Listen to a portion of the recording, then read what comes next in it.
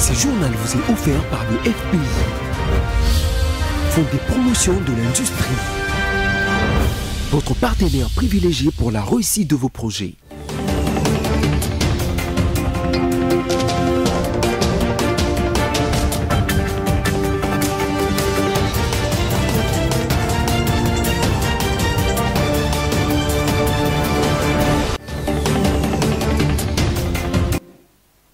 Bienvenue dans cette nouvelle session d'information au BSC Télévision. Voici les sommaires.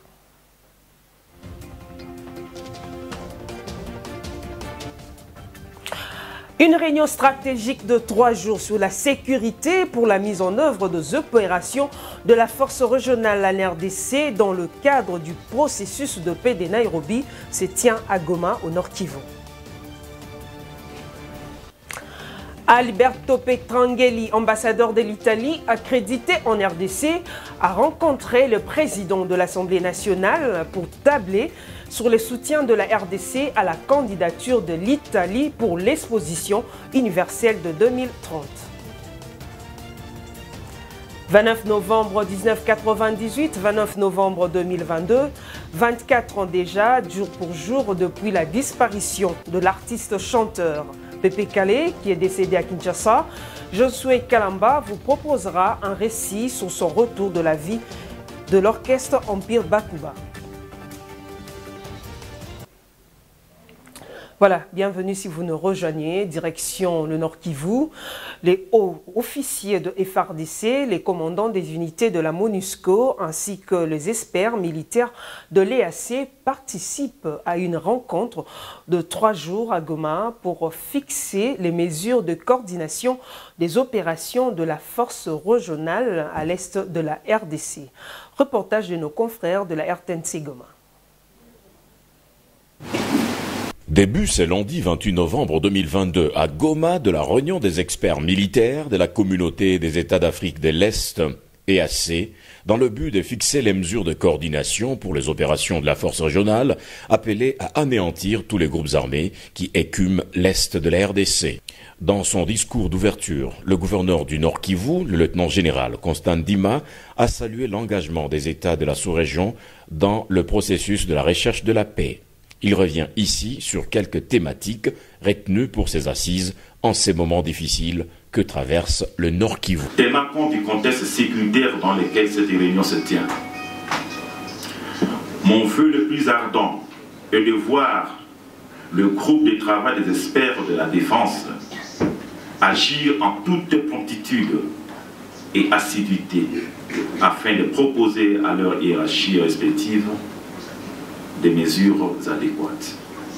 Je salue l'engagement des États de la sous-région dans ce processus et comptant beaucoup sur votre expertise avérée. J'ose croire que les conclusions de ces assises contribueront grandement au retour de la paix en province du Nord Kivu. À cette occasion, l'autorité provinciale a remercié tous ceux-là qui contribuent d'une manière ou d'une autre à la restauration de la paix en province. Il faut dire qu'à cette rencontre sont associés les commandants des unités de la MONUSCO, plusieurs hauts officiers des FARDC y prennent part. Cette réunion des experts va du 28 au 30 novembre courant.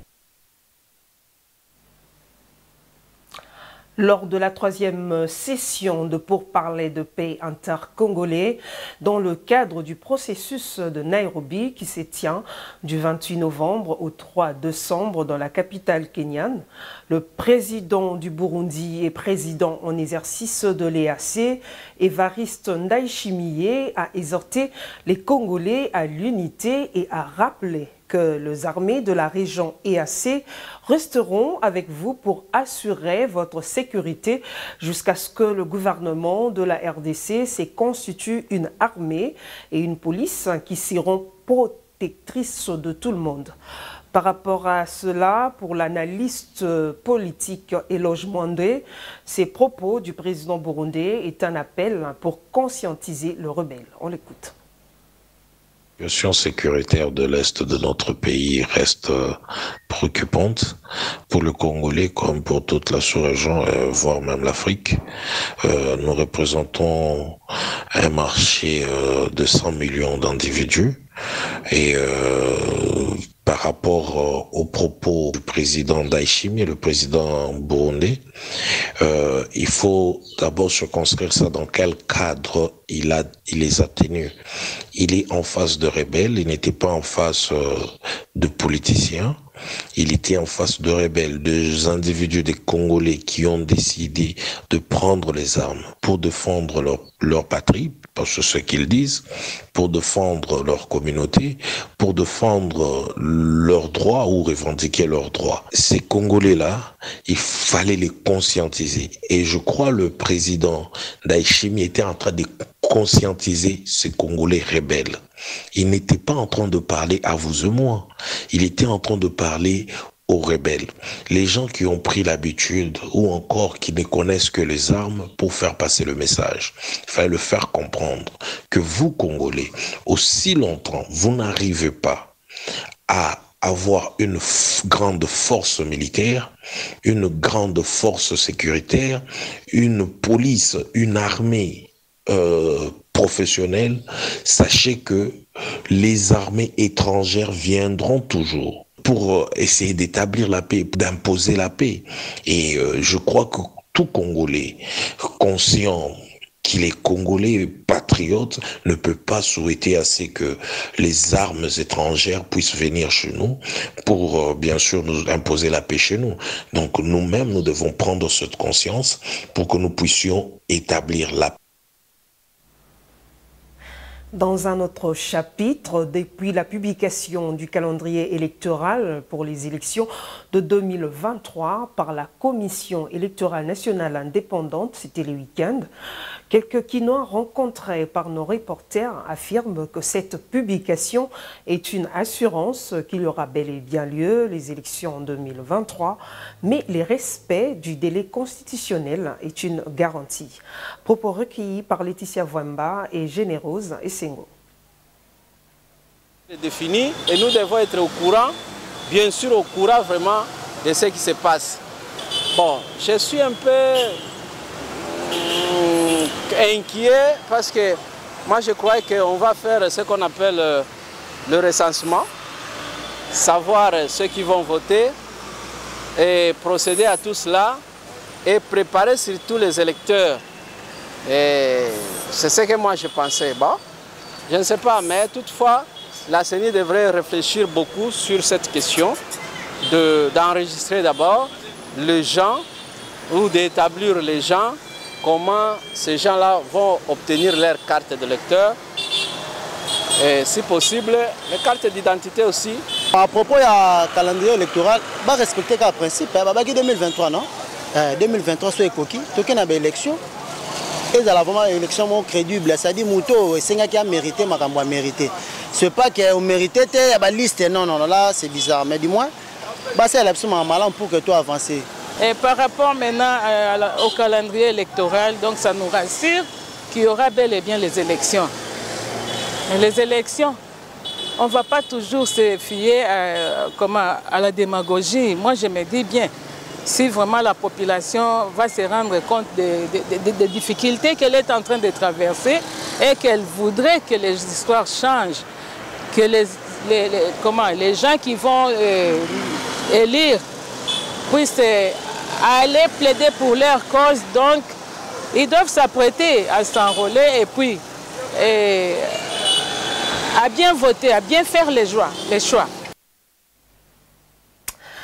L'honorable président de la Chambre basse du Parlement, Christophe Mbosso-Kodia, a reçu en audience Alberto Petrangeli, ambassadeur de l'Italie accrédité en RDC. C'était le lundi 28 novembre 2022.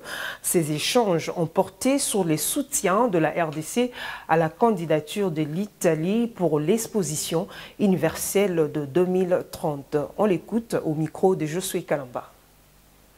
Présenter mes civilités à l'honorable président de l'Assemblée nationale et on a aussi parlé des relations entre les deux pays et de la possibilité de l'élargir et de l'enrichir dans les futurs proches. Au niveau parlementaire surtout, donc diplomatie parlementaire, mais aussi au niveau de la présence des entreprises italiennes ici en RDC et aussi de l'appui de la RDC à la candidature de Rome pour l'exposition universelle de 2030. On attend que la RDC puisse appuyer notre candidature qui va être votée l'année prochaine à Paris au Bureau international des expositions.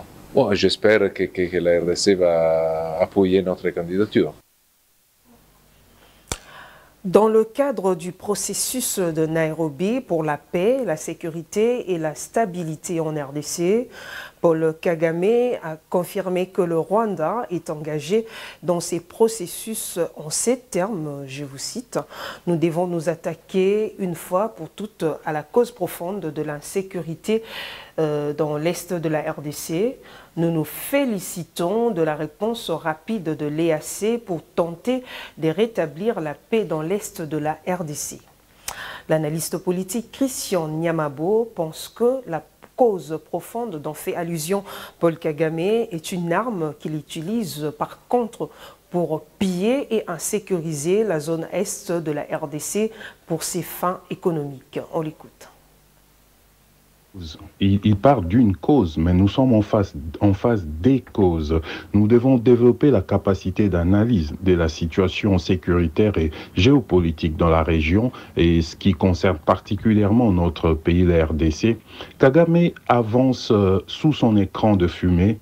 Il avance 3 principales causes et il n'ose pas le dire. Pourquoi utiliser une formule bien faite? Nous devons attaquer une fois pour toutes les causes de la profonde crise d'insécurité en RDC. Pourquoi il ne nomme jamais ces causes? Mais nous savons quelles sont les vraies causes. Les vraies causes, c'est d'abord son entreprise de pillage de ressources de la RDC. Et pour ça, il a besoin d'un alibi.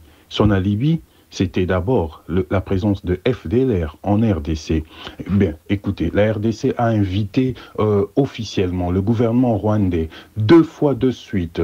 La première campagne de 2008 à 2009 a duré plus de 9 mois. Les forces spéciales, les meilleures des troupes de l'armée rwandaise ont séjourné en RDC pendant plus de 9 mois, traquant ces FDLR.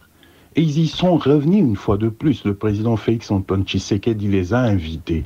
On ne peut pas toujours parler de FDLR comme étant une cause, alors que l'armée rwandaise est venue séjourner, est venue en campagne militaire contre ces gens de plus d'une année si on doit faire la sommation de ces invitations officielles. Et nous ne parlons pas des auto-invitations officieuses que le Rwanda s'est permis en RDC.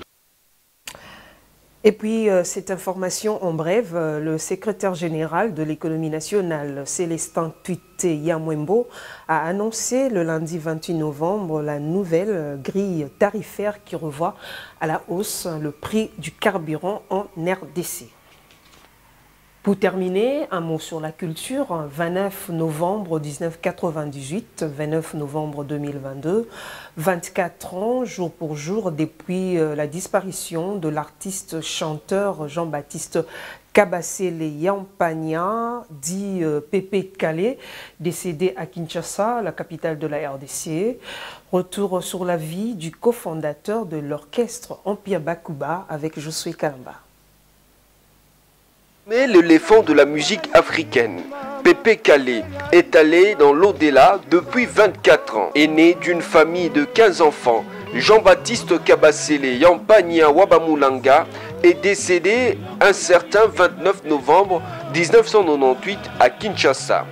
D'abord apprécié à la chorale de l'église, sa voix s'est révélée en 1969 au sein de l'orchestre Bamboula. Mais c'est Verkis Kiamwangana qui a mis en valeur ses qualités de chanteur au sein du groupe VV. Vers les années 1970, Pépé Kalé a fondé aux côtés de Dilou Dilumona et Papi Tex l'orchestre Empire Bakuba où il a évolué jusqu'à sa mort. Auteur de plusieurs titres à succès comme Bonana 85, Sombokila, L'argent ne fait pas le bonheur, Atinze Mwana Popi, Michou et autres.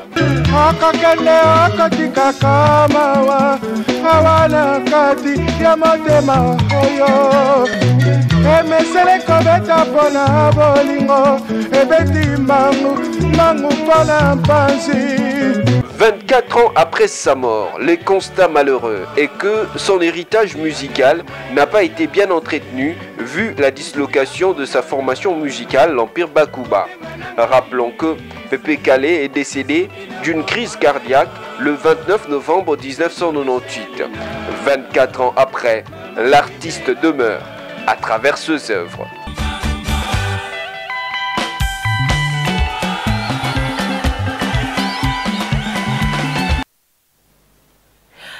Voilà, c'est tout pour aujourd'hui. Je vous rappelle les titres développés à la une.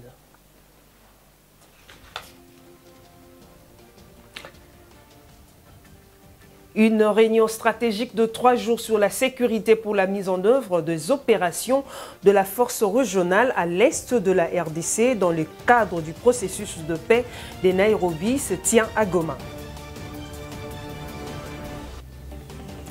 Alberto Petrangeli, ambassadeur de l'Italie accrédité en RDC, a rencontré le président de l'Assemblée nationale pour tabler sur les soutiens de la RDC à la candidature de l'Italie pour l'exposition universelle de 2030. 29 novembre 1998, 29 novembre 2022, 24 ans déjà, jour pour jour, depuis la disparition du chanteur Pépé Calé. Je suis Kalamba vous a proposé un reçu dans ce journal. Voilà, ce journal est complètement terminé. Merci pour votre attention. Bonne suite des programmes sur BSC Télévision.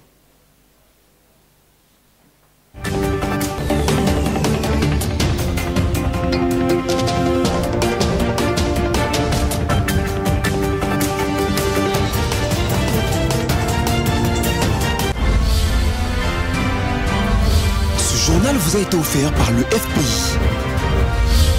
Fonds des promotions de l'industrie. Votre partenaire privilégié pour la réussite de vos projets.